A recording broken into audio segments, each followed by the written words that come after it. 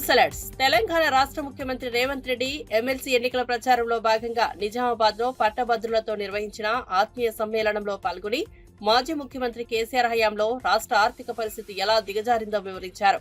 ఆయన మాట్లాడుతూ మిగులు బడ్జెట్ తో ఉన్న తెలంగాణను కేసీఆర్ పాలనలో 7 లక్షల కోట్ల అప్పుల కుప్పగా మార్చేశారని ఆగ్రహం వ్యక్తం చేశారు. ఈ అప్పుల వల్ల రాష్ట్రం ప్రతి నెల 6,500 కోట్ల వడ్డీ చెల్లించాల్సిన పరిస్థితి ఏర్పడిందని, ఇది గత ప్రభుత్వ నిర్లక్ష్య పాలనకు నిదర్శనమని పేర్కొన్నారు. మీరెవరికి మద్దతు ఇస్తున్నారని చెప్పి నేను వేదిక మీద నుంచి అడుగుతున్నా.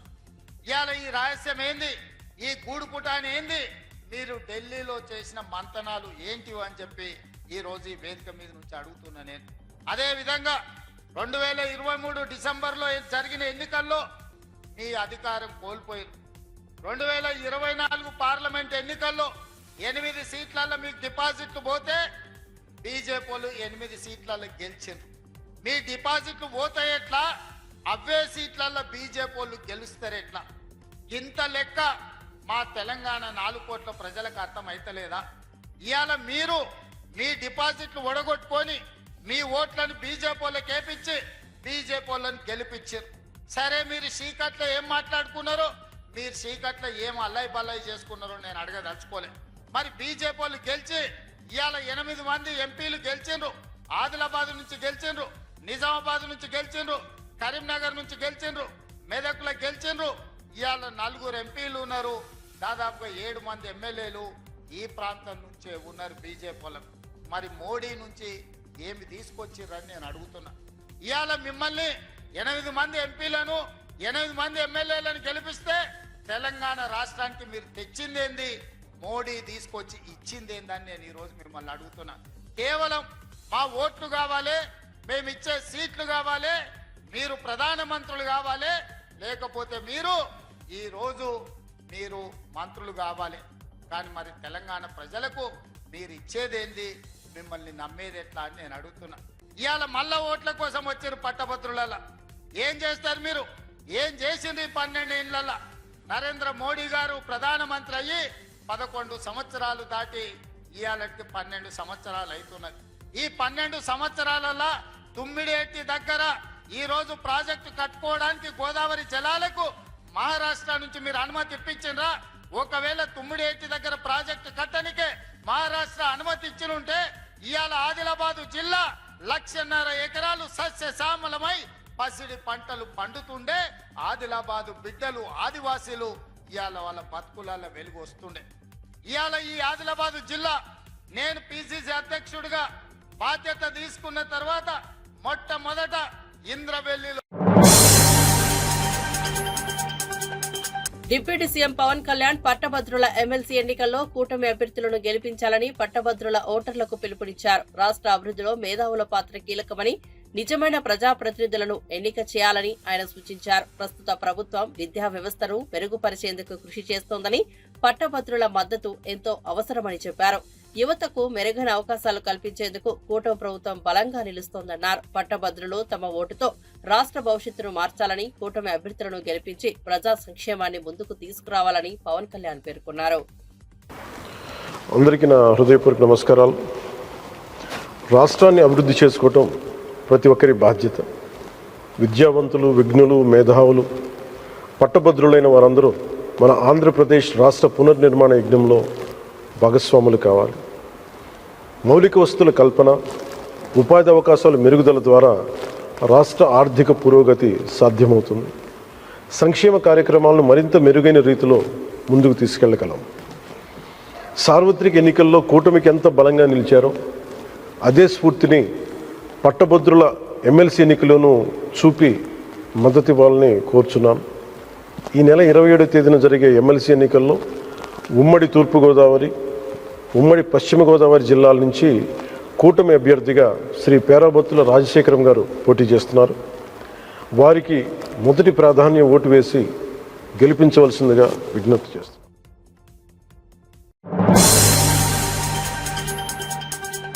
తెలంగాణ రాష్ట్రంలో ఎమ్మెల్సీ ఎన్నికల సమరంలో బీజేపీ తన వ్యూహాన్ని స్పష్టంగా ప్రకటించింది. బీజేపీ రాష్ట్ర అధ్యక్షుడు కేంద్ర మంత్రి కిషన్ రెడ్డి మాట్లాడుతూ ఎమ్మెల్సీ ఎన్నికల్లో బీజేపీ 3 స్థానాల్లో పోటీ చేస్తోందని తెలిపారు. కిషన్ రెడ్డి మాట్లాడుతూ 1960 నుండి బీజేపీ పట్టభద్రుల టీచర్ ఎమ్మెల్సీ ఎన్నికల్లో పోటీ చేస్తూ వస్తోందని పేర్కొన్నారు. ఇది పార్టీకి కొత్త పోటీ కాదని, గత అనుభవంతో ఈ ఎన్నికల్లో విజయంపై పూర్తి విశ్వాసం ఉందని తెలిపారు. అలాగే ఈసారి బీజేపీ 3 స్థానాల్లో గెలిచే అవకాశం ఉందని విశ్వాసం వ్యక్తం చేశారు కిషన్ రెడ్డి. తెలంగాణ సీఎం రేవంత్ రెడ్డి ప్రచారాన్ని తప్పుపట్టారు. ఆయన అనుకోకుండా ప్రచారానికి వచ్చారని, ఎవరి కోసం వచ్చారో, ఎవరి ఒత్తిడితో వచ్చారో తెలియదంటూ వ్యంగ్యంగా ప్రశ్నించారు. అంతేకాక బహిరంగ సభలు పెట్టుకున్నారు. శాసనసభ ఎన్నికల్లో ఏ విధంగా బురద జల్లే ప్రయత్నం చేశారో ఈ రోజు కూడా అదే చేశారు అంటూ రేవంత్ రెడ్డి విధానాన్ని విమర్శించారు. ఈ రాష్ట్రంలో ఉన్నటువంటి రైతులందరూ కూడా మరి అందరికీ అన్ని రకాలుగా సహకారం అందించినట్టు, మహిళలకు సహకారం అందించినట్టు ఈరోజు రేవంత్ రెడ్డి ప్రసంగం ఉన్నది. నేను ఒకటే మనవి చేస్తా ఉన్నాను. ఆయన చెప్పాడు ముస్లింలు బీసీలుగా చేరిస్తే తప్పేంటి అని. బరాబర్ తప్పేది. ఈ హైదరాబాద్ నగరంలో 150 మున్సిపల్ డివిజన్లుంటే అందులో 50% సీట్లు బీసీ సామాజిక వర్గాలకు రిజర్వ్ చేస్తే కార్పొరేషన్లో కార్పొరేటర్లు, అందులో 30% పైన అంటే 30 సీట్లకు 50 సీట్లలో 30 సీట్లకు పైగా మజ్లిస్ పార్టీ అభ్యర్థులే గెలిచినటువంటి పరిస్థితి హైదరాబాద్లో ఉంది. ఈ ప్రమాదాన్ని మేము హెచ్చరిస్తున్నాం. గతంలో కూడా బీసీడీలో కొంతమంది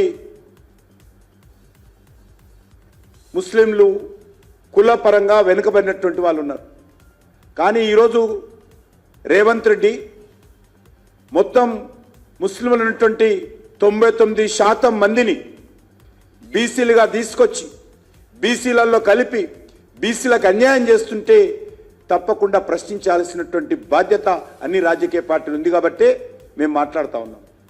మీరు బుజ్జగింపు రాజకీయాలకు అలవాటు పడ్డారు కాబట్టి, ఓటు బ్యాంకు రాజకీయాలకు అలవాటు పడ్డారు కాబట్టి, ఆ రాజకీయాలను మీరు ప్రోత్సహిస్తారు కాబట్టి మీరు మరి ఈ యొక్క మతపరమైన రిజర్వేషన్స్ను మేము వ్యతిరేకిస్తున్నాము. బీసీల రిజర్వేషన్స్ మేము ఎప్పుడూ వ్యతిరేకించలేదు. ఒక ముఖ్యమంత్రి స్థాయిలో ఉన్నటువంటి వ్యక్తి ఈ రకంగా దిగజారి మాట్లాడడం, పచ్చి అబద్ధాలు మాట్లాడము, పచ్చి మోసపూరితమైనటువంటి మాట్లాడము, మరి కేసీఆర్కు రేవంత్ రెడ్డికి ఏమాత్రం తేడా లేదు. కేసీఆర్ కూడా అదే విధంగా మాట్లాడేటువంటి వాడు. ఎస్ఎల్బీసీ టన్నెల్లో చిక్కుకున్న 8 మందిని సురక్షితంగా బయటకు తీసుకొచ్చేందుకు ప్రభుత్వం తీవ్రంగా ప్రయత్నిస్తోందని మంత్రి కోమటిరెడ్డి వెంకటరెడ్డి చెప్పారు. టన్నెల్ వద్ద కొనసాగుతున్న సహాయక చర్యలను సీనియర్ నేత జానారెడ్డితో కలిసి పర్యవేక్షించారు. ఈ సందర్భంగా మీడియాతో మాట్లాడారు. ఓవైపు 8 మంది ప్రాణాపాయ స్థితిలో ఉంటే బీఆర్ఎస్ నేతలు విమర్శలు చేయడం తగదని హితవు పలికారు. ఘటనా స్థలానికి సీఎం రాలేదంటూ ఎక్స్ వేదికగా కేటీఆర్ చేసిన వ్యాఖ్యలపై మంత్రి మండిపడ్డారు.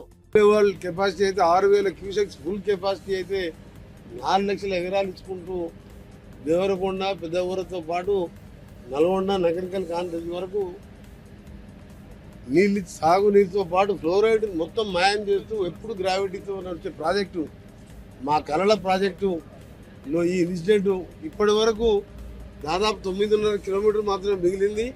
ఏ ఒక్క చిన్న ఇన్సిడెంట్ జరగకుండా సంఘటన జరగలేదు. అని ఇంత పెద్ద సంఘటన ఒకటేసారి జరగగానే నిజంగా కూడా అందరం కూడా బాధపడుతూ మాది ఒకటే కోరిక, మాది ఒకటే, మేము దేవుని ప్రార్థించేది ఒకటే, ఫస్ట్ మా కోసం మా ప్రాజెక్టుని కష్టపడటానికి 1000 కిలోమీటర్ల కుటుంబాలను వదిలిపెట్టి అస్సాం, జార్ఖండ్, మధ్యప్రదేశ్, ఉత్తరప్రదేశ్కి వెళ్ళి వచ్చి చిక్కిపోయిన 8 మంది వాళ్ళని ఏ విధంగా ప్రాణాలతో బయటికి తీసుకురావాలనే ఈరోజు మా గౌరవ ముఖ్యమంత్రి రేవంత్ రెడ్డి గారు కానివ్వండి, ఇరిగేషన్ మినిస్టర్ ఉత్తమ్ కుమార్ రెడ్డి గారు, జూపల్లి కృష్ణారావు గారు, అలాగే పెద్దలు జానారెడ్డి గారు కూడా రోజు పర్యవేక్షిస్తూ ఈరోజు స్వయంగా ఇక్కడ తెలుసుకొని కొన్ని సలహాలు ఇవ్వడానికి వారు రావడం, ఇక్కడ స్థానిక ఎమ్మెల్యే మా వంశీకృష్ణ కానీ, బాలునాయక్ కానీ, జయవీర్ కానీ, నేను ఈరోజు స్వయంగా రావడం, మధ్యలో 2 డేస్ నేను లేకపోవడంతో రోజు ఫోన్లో గంట మాట్లాడుతూ, కానీ ఆ 8 మందిని ప్రాణాలతో తిరిగి రావాలనే ఆ శ్రీశైల మల్లారెడ్డిని కూడా ప్రార్థిస్తున్నాం అని ఎక్కడో కూడా మాకు ఆశ ఉన్నది. అందుకని ఇలా ఎన్డీఆర్ఎఫ్, ఆర్మీ, ఎస్డీఆర్ఎఫ్, సింగరేణి, ఇంకా ఆర్మీ వాళ్ళు కొత్త మిషనరీ కూడా ఢిల్లీకి వెళ్ళి తెప్పిస్తున్నా అని చెప్పి మన తెలంగాణ ఇన్ఛార్జ్ ఆర్మీ ఆఫీసర్ ఇప్పుడే చెప్పడం జరిగింది. మేము ఒకటే కోరుకుంటున్నాం, తప్పకుండా వీళ్ళు ఇప్పుడు కూడా రెస్క్యూ టీం లోపల ఒకటి ఉన్నది. దేశ విదేశాలలో ఇలాంటి సంఘటనలు జరిగినప్పుడు దీన్ని పరిష్కారం చూపిన వాళ్ళందరినీ కూడా ఇక్కడ పిలిపించినాం. అందుకని మేము రాజకీయాలను వాళ్ళని విమర్శించినా వాళ్ళ విజ్ఞతకే వదిలిపెడుతున్నాం. ముఖ్యమంత్రి గారు ఎందుకు రాలేదు, వారు ఎందుకు రాలంటే 3 మినిస్టర్లము, క్యాబినెట్, ఎమ్మెల్యేలము, ఇంతమంది టెక్నికల్ టీం వచ్చి ముఖ్యమంత్రి గారు వచ్చాయి. ఇక్కడ సెక్యూరిటీ పరంగా కానీ ఈ వర్క్స్కి ఇబ్బంది కలగొద్దని వారు రాలే.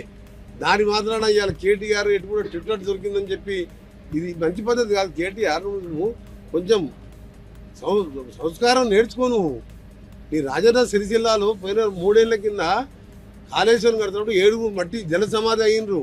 నువ్వు పోయి చూసినావు, అప్పుడు నీకేం పని ఉండే?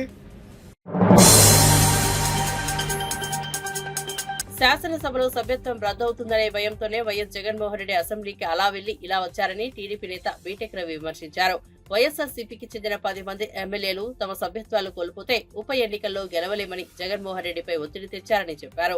గత్యంతరం లేని పరిస్థితుల్లో జగన్ అసెంబ్లీకి వెళ్లారని బీటెక్ రవి అన్నారు. ఎంపీ అవినాష్ రెడ్డి వ్యాఖ్యలు హాస్యాస్పదంగా ఉన్నాయని ఎద్దేవా చేశారు. చక్కబెడదాంలే అనుకుంటే కోరిక పోయినాడంట, ఇంక మళ్ళీ రేపటి నుంచి రాడంట. అంటే సంతకం కోసం పోయినాడనేది వచ్చి క్లియర్గా అర్థమవుతుంది. ఒక రకమైన భయం అనేది స్టార్ట్ అయింది ఎవరిలో, మిగతా 10 మంది ఎమ్మెల్యేలలో. ఆ 10 మంది ఎమ్మెల్యేలు కూడా అనేక రకమైనటువంటి ఒత్తిళ్లు జగన్మోహన్ రెడ్డి మీద విపరీతమైన ఒత్తిడి తేవడం. ఇది మా సభ్యత్వాలు కూడా క్యాన్సిల్ అవుతాయి, అన్నీ కన్నా మళ్ళీ బై ఎలక్షన్స్ పోతే 4-5 ఓడిపోయినా కూడా మన పరిస్థితి ఆ తర్వాత ఇంతకన్నా దారుణంగా తయారవుతుంది. అయినా మేము అప్పుడు ఏదో నువ్వు ముఖ్యమంత్రిగా ఉండి అప్పుడు ఏదో ఎలక్షన్ పెట్టుకొని అయితే మేము గెలిచాము. ఇప్పుడు మనం ప్రతిపక్షంలో ఉండి ఎలక్షన్ ఫేస్ చేసే ఆ ధైర్యం కూడా మాకు లేదు, ఆ పరిస్థితులు కూడా ఇప్పుడు లేవు. కాబట్టి తప్పకుండా అందరూ ఓడిపోయినా ఆశ్చర్యపోవాల్సిన పనిలే. అలాంటప్పుడు ఊరికే ఉండే పదవి పోగొట్టుకొని మళ్ళీ ప్రజల్లో అసెంబ్లీకి పోలేదనే చెడ్డ పేరు ఒకటి ఇన్ని వస్తున్నాయి. కాబట్టి ఇది మాకు చాలా ఇబ్బందికరము. వాళ్ళు డైరెక్ట్ చెప్పలేదు, కానీ అవసరమైన కానీ అసెంబ్లీకి వచ్చి మమ్మల్ని సంతకం పెట్టను కూడా పోనీకపోతే మేము పార్టీ అయినా కూడా మారే పరిస్థితులు ఉన్నాయని ఇండైరెక్ట్గా ఆయన హెచ్చరించడం జరిగింది. కథ మాదిరి అల్లి మేము ఏదో ప్రతిపక్ష హోదా అడగని పోయినాము అని జస్ట్ అట్లా పోయి ఆ తర్వాత 10 నిమిషాలు ఇట్లా వచ్చాడు. నీ అంతకు నువ్వే భీష్మించుకొని కూర్చొని పిల్లోని మాదిరి నాకు అది ఇచ్చే పోతాను, అది ఇచ్చేని, అది ఇదని. ఇప్పుడు వాజ్పేయి గారు ఒక్క సీట్ ఉండి పార్లమెంట్లో మాట్లాడడం లేదా? ఆయనకు అప్పుడు మైక్ ఇవ్వలేదా? జైపాల్ రెడ్డి ఒక్క సీటే, పుచ్చలపల్లి సుందరయ్య కానీ వీళ్ళంతా కూడా, అంతకుముందు సిపిఐ వాళ్ళు ఉన్నారు, నోముల నరసింహులు కానీ, వీళ్ళంతా కూడా 1 సీటు 2 సీట్లతో వచ్చి అనర్గళంగా నీకు అసెంబ్లీలో మనం మాట్లాడే విధానము, మన సబ్జెక్ట్ కంటెంట్ చూస్తే స్పీకర్ కాదు ఎవరైనా ఇవ్వాల్సిందే మైకు. తర్వాత ముందే నాకు మైక్ ఇవ్వరు, నాకు ప్రతిపక్ష నాయకుని హోదా ఇచ్చి నాకు సమయం ఇచ్చాది కాబట్టి అప్పుడు నీ సోది అంతా చెప్పుకోవచ్చు అని ఈ రకమైన కండిషన్ పెట్టి ఇట్లా అసెంబ్లీకి రాకుండా ఈయన ఉండడము ఇది చాలా చాలా దురదృష్టకరము. అసలు చాలా చాలా కూడా బాధాకరం. అసలు ఇంత నీకు సేవ చేసి 50 ఏళ్ళ చరిత్ర, ఇంతగా నేను ఎమ్మెల్యే కనిపించి ఇక్కడ నీ కోసం పనిచేసిన వాళ్ళ బిల్లులు కూడా ఇవ్వకుండా పెద్ద పెద్ద కాంట్రాక్టర్లకు కమిషన్లు తీసుకొని బిల్లులు ఇచ్చి వాళ్ళందరినీ నాశనం చేసినాం. ఆ కోపం అంతా ఉంది. ఇప్పుడు గెలిచిన తర్వాత కనీసం అసెంబ్లీకి పోయి మా సమస్యలన్నా మాట్లాడి మమ్మల్ని ఏమైనా గడ్డనేస్తాడనుకుంటే అటు అసెంబ్లీకి పోకుండా ఉండవు. తర్వాత ముఖ్యంగా అవినాష్ రెడ్డి గారు కూడా ఈరోజు మాట్లాడినారు.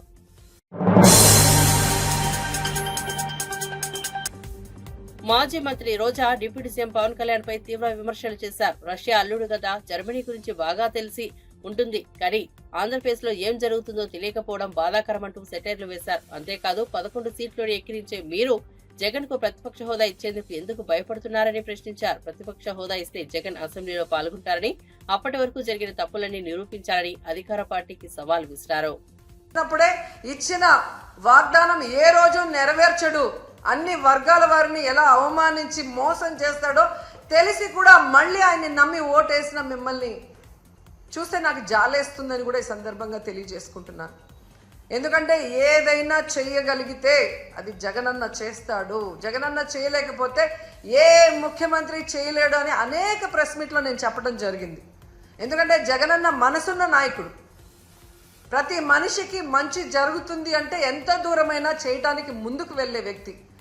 మరి ఇన్ని వెల్ఫేర్స్, ఇన్ని డెవలప్మెంట్స్, ఇన్ని ఉద్యోగస్తులకి రెగ్యులరైజ్ చేసిన వాళ్ళు ఏదైనా 1-2 చేయలేకపోతే అది ఎందుకు చేయలేదని ఆలోచించి మళ్ళీ ముఖ్యమంత్రి అయిన తర్వాత అయినా మాకు చెయ్యండి అని చెప్పి రిక్వెస్ట్ చేస్తుంటే ఈరోజు ప్రజలు బాగుంటారు, మీరు బాగుంటారు, ఈ రాష్ట్రం కూడా అభివృద్ధి వైపుకు పరుగులు తీసుంటుంది. కానీ ఈరోజు ప్రజలు నాశనం అయిపోతున్నారు, రాష్ట్రం నష్టపోతుంది, ఉద్యోగస్తులు నష్టపోతున్నారు. ఈ విషయం ఇప్పటికైనా గమనించాలని ప్రతి ఒక్కరిని కూడా కోరుకుంటున్నాను.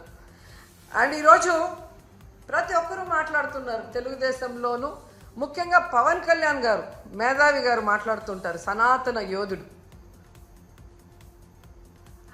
జగనన్న ఈరోజు ప్రజా సమస్యల్ని మాట్లాడటం కోసమే అసెంబ్లీలో ప్రతిపక్ష హోదాను అడుగుతున్నారు.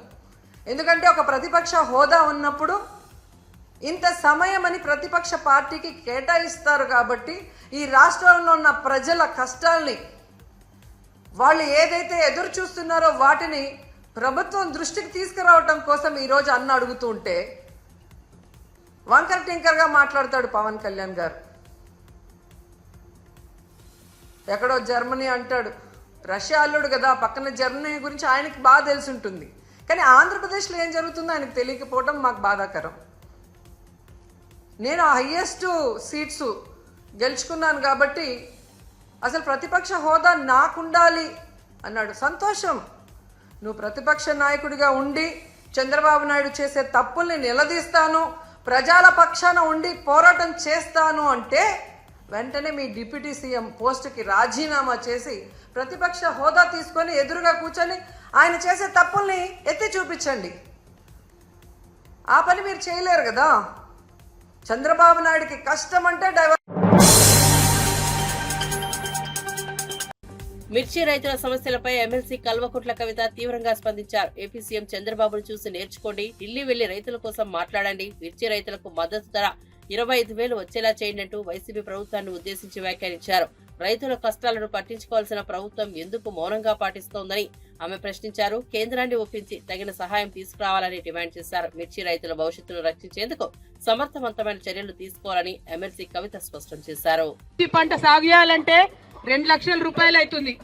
కనీసం మిర్చి పంట తెంపాలంటే కూడా, ఖాతాకొచ్చింది తెంపాలంటే కూడా కిలో 15 రూపాయలు పట్టుకున్నా కూడా 40-50 వేలు మినిమం అయ్యేటటువంటి పరిస్థితి ఉన్నది. మరి అటువంటి పరిస్థితులలో మన గిట్టుబాటు కాని ధరకు అమ్ముడైతే చాలా ఇబ్బందికరంగా ఉంటది. కాబట్టి ప్రభుత్వం తక్షణమే చర్యలు తీసుకోవాలని చెప్పి నేను కోరుతా ఉన్నాను. ఇవాళ మీకు తెలిసి ఇక్కడ చాలా మంది మీరు ఇక్కడ లోకల్లోనే ఉన్నారు. ఇక్కడ లోకల్లో మీ నాయకుడు వేం నరేందర్ రెడ్డి అని ఉన్నాడు, తెలుసా? మరి ఆయన మొత్తం పొద్దుగాల నుండి సాయంత్రం దాకా ముఖ్యమంత్రి చుట్టూ తిరుగుతుంటాడు. అన్ని ఫోటోలలో ఏ ఫోటోలు చూసినా ఆయనే కనబడుతుంటాడు. ఎంత అనుబంధం అంటే వాళ్ళది. ఓటుకు నోటు కేసులో కూడా A1, A2, A3 మీ కే సముద్రం పేరు మొత్తం జెండా ఎగురుతుంది అంటదా, అవునా కాదా? అయినా మన కే సముద్రం మిర్చి రైతుల కష్టం చెప్పడానికి వేం నరేందర్ రెడ్డికి ఒక్క నిమిషం దొరుకుతలేదా? మీరు ఆ విషయం ఆలోచించాలి. నేనేమంటున్నా అంటే ఇవాళ మనం మిర్చి రైతులం ఇక్కడ ఇబ్బంది పడుతున్నాం, పసుపు రైతులు ఇబ్బంది పడుతున్నాం. గా టనల్ల ముఖ్యమంత్రి సొంత జిల్లాల గా టనల్ కూలిపోయి ఇరిగేషన్ ప్రాజెక్ట్ చేయరాక వీళ్లకు 8 మంది కూలీలు ఇరుక్కపోయి ఉన్నారు. అక్కడ వాళ్ళు ఇబ్బంది పడుతున్నారు. ఇవి ఏమి చూడకుండా ఏం చేస్తుండు ముఖ్యమంత్రి గారు? ఎలక్షన్ ప్రచారానికి పోయిండట నిజామాబాద్ కు. ఇక నేను ఏడవాలనా నవ్వాలనా, మన ఏదో పని పాత్ర పెట్టి జాతర పోయింది అన్నట్టు ఉన్నది కథ అన్నట్టు. అట్లా కాకుండా ముఖ్యమంత్రి గారు నేను డిమాండ్ చేసేది ఒక్కటే, ఖచ్చితంగా ఎట్ ఎనీ కాస్ట్ మీరేం చేస్తారో మాకు తెలియదు, పసుపుకు మద్దతు ధర ఇవ్వాలి, మిర్చికి మద్దతు ధర ఇవ్వాలి. దానికోసం ముఖ్యమంత్రి రెడ్డి గారు ప్రయత్నం చేయాలి, రేవంత్ రెడ్డి గారు అని మీ అందరి తరఫున నేను డిమాండ్ చేస్తా ఉన్నా. మరి మీరందరూ కేసీఆర్ గారిని గుర్తు చేసిరు ఇప్పటిదాకా. వారు ఉన్నప్పుడే, వారు నీళ్ళు ఇచ్చినప్పుడే మాకంతా కూడా బరకత్ అయింది, పంటలు వండింది. ఇవాళ వాగెండిపోయిన పరిస్థితి ఉన్నది. ఇక్కడ మనకు నీళ్ళు ఇచ్చేటటువంటి తెలియలేదు ఈ ప్రభుత్వానికి. పక్కపొంటి విలేజ్ లో కూడా నీళ్లు రాని పరిస్థితి. ఎందుకోసమో తెలుసా? ఒక్కసారి వినాలి మీరు. కేసీఆర్ కట్టిన కాళేశ్వరం కూలిపోయిందని చెప్పడానికి నీళ్లు బంద్ పెట్టిండు ముఖ్యమంత్రి, ఉట్టిగానే కచ్చతోని కేసీఆర్ మీద.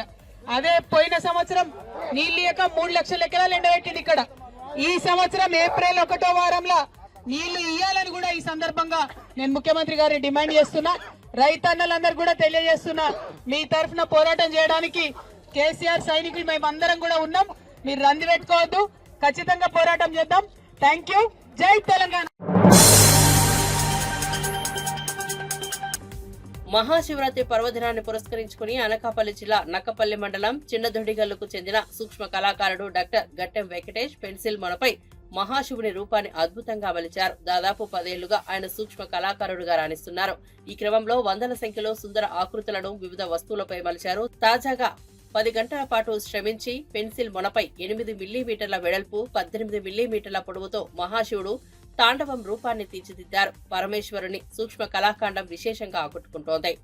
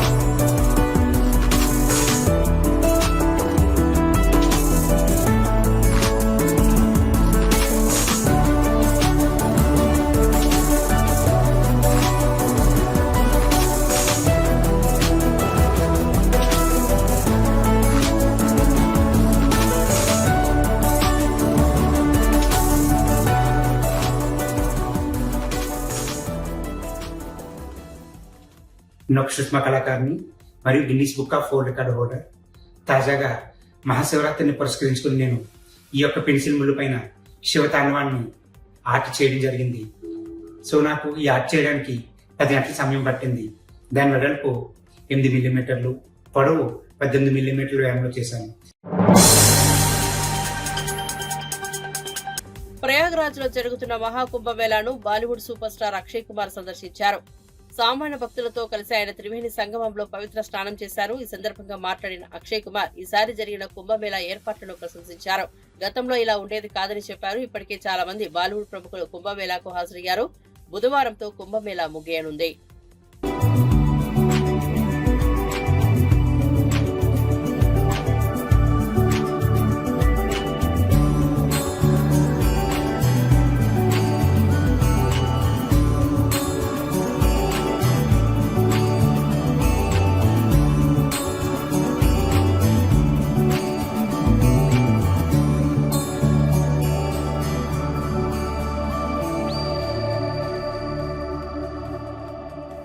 बहुत ही मजा आया, बहुत बढ़िया इंतजाम है, बहुत अच्छी तरह मतलब यहाँ के सीएम साहब योगी साहब का बहुत बहुत धन्यवाद करते हैं कि इतना अच्छा इंतजाम कर रखा है। मुझे अभी भी याद है 2019 में जब पिछला कुंभ हुआ था तो लोग गठरी लेके आते थे। अब तो इस वक्त तो सब बड़े बड़े लोग आ रहे हैं, अंबानी आ रहे हैं, अडानी आ रहे हैं, बड़े बड़े एक्टर आ रहे हैं, सब आ रहे हैं। तो ये इसे कहते हैं मतलब किस हिसाब से महाकुंभ ये इंतजाम किया हुआ है, ये बहुत ही बढ़िया है। और मैं सारे ही जितने भी पुलिस वाले हैं, जितने भी वर्कर हैं, जिन्होंने सबका इतना ध्यान रखा है, उनका हाथ जोड़ के बहुत बहुत धन्यवाद करना चाहता हूँ। बहुत बहुत ఉత్తరప్రదేశ్లోని ప్రయాగ్రాజ్లో మహాకుంభమేళా వైభవంగా కొనసాగుతోంది. కుంభమేళాలో బాలీవుడ్ నటి కత్రినా కైఫ్ తన కుటుంబ సభ్యులతో కలిసి పుణ్యస్నానం ఆచరించారు. ఈ సందర్భంగా భక్తులు ఆమెను చూసేందుకు సెల్ఫీలు దిగేందుకు ఎగబడ్డారు.